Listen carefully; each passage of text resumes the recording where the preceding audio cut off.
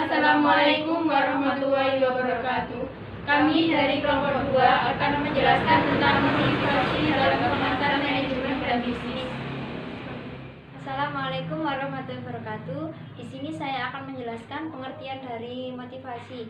Motivasi sendiri yaitu motif yang berarti dorongan atau bahasa Inggrisnya to move.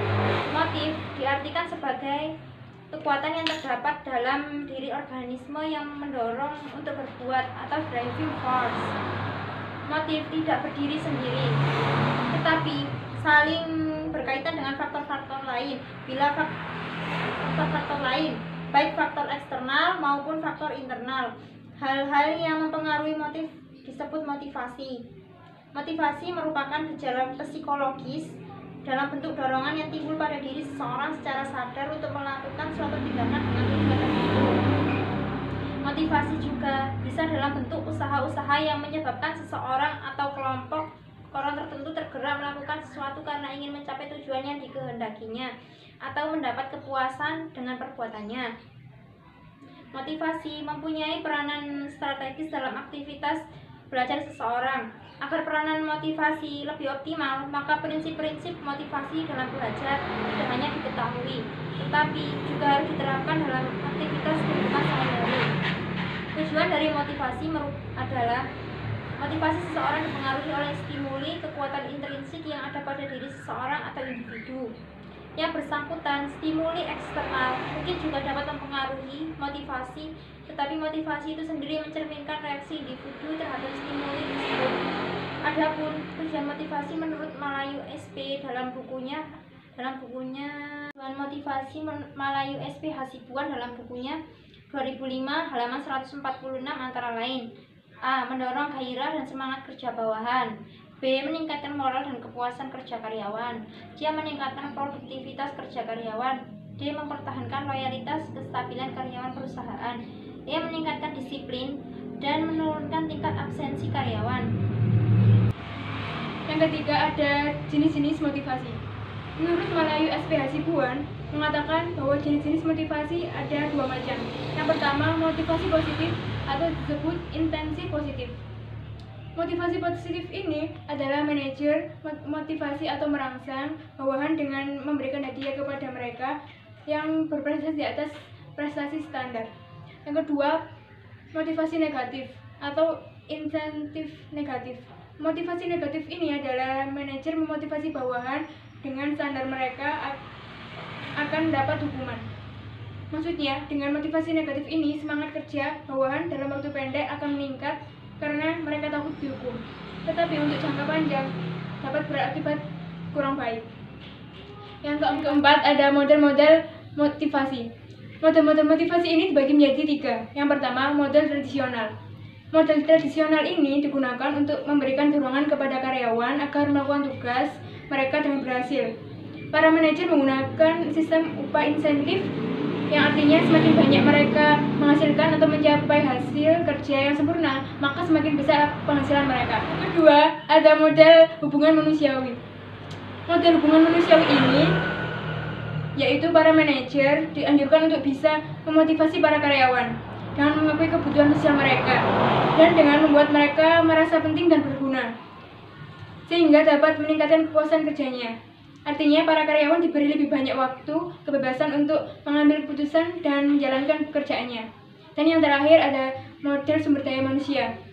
Model sumber daya manusia ini, karyawan mempunyai motivasi yang sangat beraneka ragam. Bukan hanya motivasi karena uang ataupun keinginan akan kepuasan, tetapi juga kebutuhan untuk berprestasi dan mempunyai arti dalam bekerja.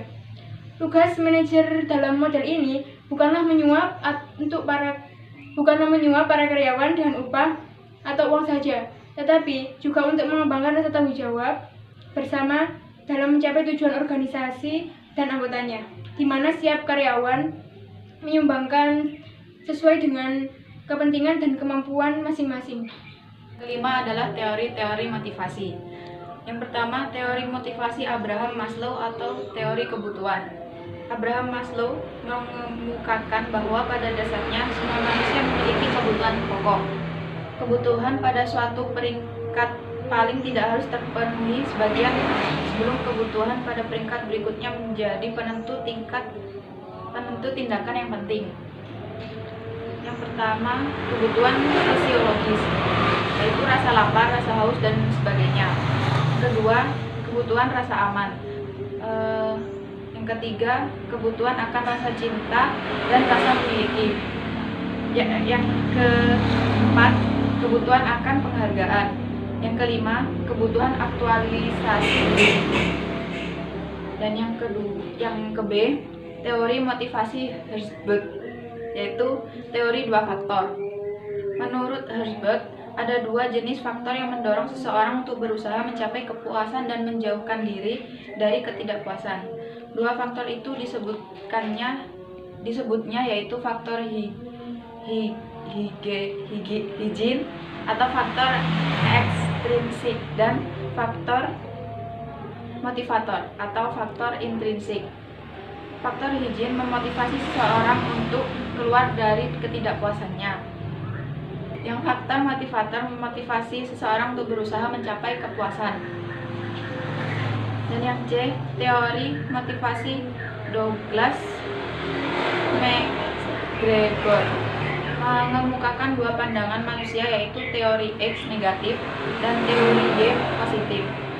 Menurut teori X, 4 pengandaian yang dipegang manajer antara lain: yang A, karyawan secara inheren tertanam dalam dirinya tidak menyukai kerja. B, karyawan tidak menyukai kerja, mereka harus diawasi atau diancam dengan hukuman untuk mencapai tujuan. C, karyawan akan menghindari tanggung jawab. D, kebanyakan karyawan menaruh keamanan di atas semua faktor yang dikaitkan dengan kerja. Adapun kontras dengan pandangan negatif ini mengenai kodrat manusia, ada 4 teori Y.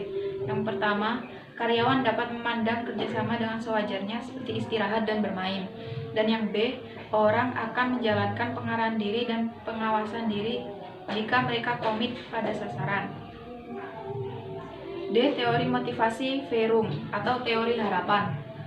Teori dari Verum menjelaskan mengapa seseorang tidak akan melakukan sesuatu yang ia yakini ia tidak dapat melakukannya, sekalipun hasil dari pekerjaan itu sangat dapat ia inginkan. Menurut Verum, tinggi rendahnya motivasi seseorang ditentukan oleh 3 komponen, yaitu yang pertama ekspektasi, yang kedua instrumentalis, yang ketiga valensi. Teori motivasi achievement McClellan atau teori kebutuhan berprestasi. Teori yang dikemukakan oleh McClellan menyatakan bahwa ada 3 hal penting yang menjadi kebutuhan manusia, yaitu A, need for achievement atau kebutuhan akan prestasi. B, need for affiliation atau kebutuhan akan hubungan sosial. Yang C, need for power atau dorongan untuk mengatur. Teori yang ke F adalah teori motivasi Clayton Alderfer atau teori Clayton Alderfer mengetengahkan teori motivasi R yang didasarkan pada kebutuhan manusia akan keberadaan atau existence, hubungan relatedness, dan pertumbuhan atau growth. Yang terakhir, teori penetapan tujuan atau goal setting theory. Edwin Locke mengemukakan bahwa penetapan tujuan memiliki 4 macam mekanisme motivasional, yakni yang A, tujuan-tujuan mengarahkan perhatian. B, tujuan-tujuan mengatur upaya. C, tujuan-tujuan meningkatkan prestasi, persistensi. D, tujuan menunjang strategi-strategi dan rencana-rencana kegiatan. Kesimpulan dari materi motivasi ini adalah dengan adanya motivasi yang diberikan manajer kepada bawahannya, itu akan mendorong bawahan untuk menghasilkan yang terbaik dalam pekerjaannya. Sebaliknya, jika seorang manajer tidak memberi penghargaan apapun kepada bawahannya, sedangkan bawahannya tersebut sudah melaksanakan tugasnya dengan baik, maka semangat kerja bawahannya tersebut sedikit demi sedikit akan menurun dan akan berakibat juga pada proses produktivitas. Sekian materi yang dapat kami sampaikan, kurang lebihnya mohon maaf. Wassalamualaikum warahmatullahi wabarakatuh.